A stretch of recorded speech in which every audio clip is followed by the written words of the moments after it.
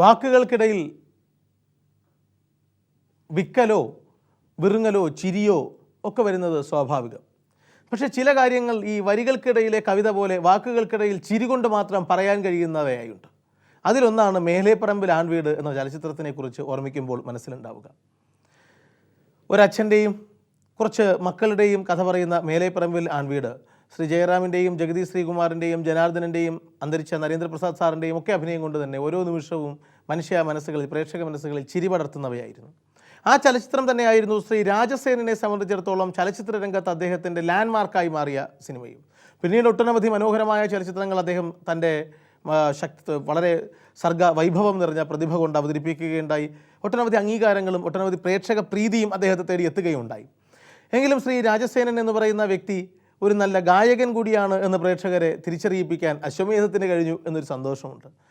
ഒരു ദീപാവലി നാളിൽ മധുരം പങ്കിടാനും മധുരം കഴിക്കാനും അശ്വമേധത്തിൻ്റെ നിമിഷങ്ങൾ മധുരതരമാക്കാനും രാജസേനൻ ഉണ്ടായിരുന്നു.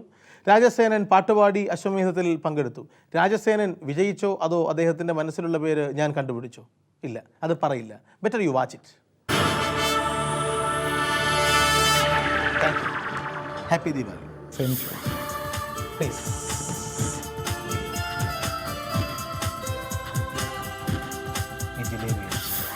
ദീപാവലി ആഘോഷിക്കാം. മദ്യം. Thank you. നമ്മുടെ പ്രൊഡ്യൂസർ രാജീവിനൊരു അബദ്ധം പറ്റി. ദീപാവലിയുടെ തലേ ദിവസമായി ഇന്നലെ. ഞാനത് ഈ എപ്പിസോഡിൻ്റെ അവസാനം പറയാം. പിന്നെ ഞാൻ ഈ പ്രേക്ഷകരോടെ ബാക്കി കാര്യങ്ങളൊക്കെ പ്രധാനപ്പെട്ട കാര്യം പറഞ്ഞില്ല. ദീപാവലിക്ക് ഈ മധുരം കഴിച്ചു എന്നത് ഔപചാരികമായ ചടങ്ങാണ്. അനൗപചാരികമായി നിങ്ങൾക്ക് മധുരം തന്നുകൊണ്ടാണ് ഇന്ന് ആരംഭിക്കുന്നത്. ശ്രീ രാജസേനൻ വളരെ മനോഹരമായി പാടും. അദ്ദേഹം 2 വരി പാട്ട് പാടി ഈ ദീപാവലി ഉദ്ഘാടനം ചെയ്യും. പ്ലീസ്.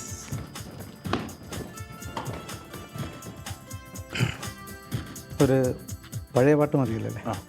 എൻ മന്ദഹാസം ചന്ദ്രികയായെങ്കിൽ എന്നും പൗർണമി വിടർന്നേനെ. എൻ സ്വപ്നരേണുക്കൾ രത്നങ്ങളായെങ്കിൽ എന്നും നവരത്നമണിഞ്ഞേനെ. എന്നശ്രുബിന്ദുക്കൾ പുഷ്പങ്ങളായെങ്കിൽ എന്നും മാധവം ഉണർന്നേനെ. എൻ മന്ദഹാസം ചന്ദ്രികയായെങ്കിൽ എന്നും പൗർണമി വിടർന്നേനെ. അതുതന്നെയാണ് ഞാനും ആദ്യം പറഞ്ഞത്.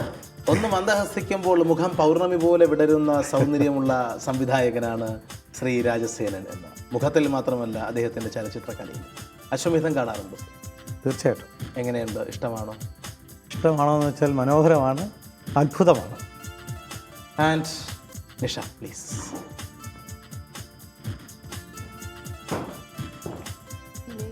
Sir is അപ്രോഡ്.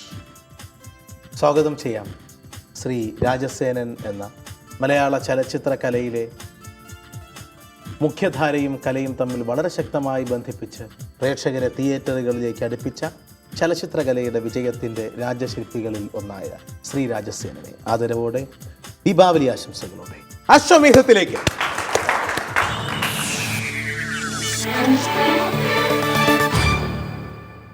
ഇന്ത്യൻ? അതെ. മലയാളി? അതെ. പുരുഷൻ? അതെ. ജീവിച്ചിരിക്കുന്നുണ്ട്. 50 വയസ്സിന് മുകളിൽ പ്രായം? അതെ. രാഷ്ട്രീയമാണ് പ്രധാന മേഖല? അല്ല. കല? അല്ല. സാഹിത്യം? അല്ല. മതപരം ആത്മീയം? അല്ല. സാമൂഹ്യ പ്രവർത്തനം, ബിസിനസ്? അല്ല. 10 ചോദ്യങ്ങൾ കഴിഞ്ഞു. അടുത്ത മേഖല യജ്ഞം.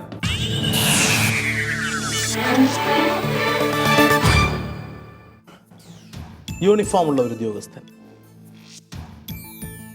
അല്ല. കുപ്രസിദ്ധിയോ ഏതെങ്കിലും സംഭവം വഴിയുള്ള പ്രശസ്തിയോ ആണോ? അല്ല. ബന്ധുത്വം കൊണ്ടുള്ള പ്രശസ്തി? മറ്റൊരാളുടെ ബന്ധുത്വം കൊണ്ടുള്ള പ്രശസ്തിയാണോ? അല്ല. ഹിന്ദു? അല്ല. Sports science?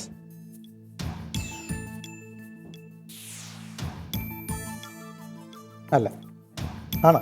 ആണ്. ആണാണ്.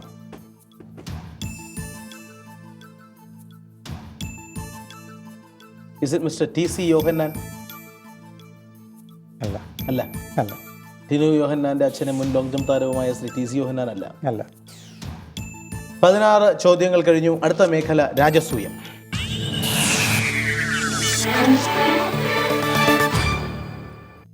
പന്ത് ഉപയോഗിച്ച് കളിക്കുന്ന ഒരു കളിയാണ്. കളിയുമായി ബന്ധപ്പെട്ടാണ് അദ്ദേഹത്തിന്റെ പ്രശസ്തി. അല്ല. സ്പോർട്സ് ആണോ? സ്പോർട്സ് അല്ല. സ്പോർട്സ് അല്ല, സയൻസ് ആണ്, മലയാളിയാണ്, ഹിന്ദു അല്ല. 19 ക്രിസ്ത്യൻ. ക്രിസ്ത്യൻ. 20 രാജ്യാന്തര പ്രശസ്തി നേടിയ വ്യക്തി.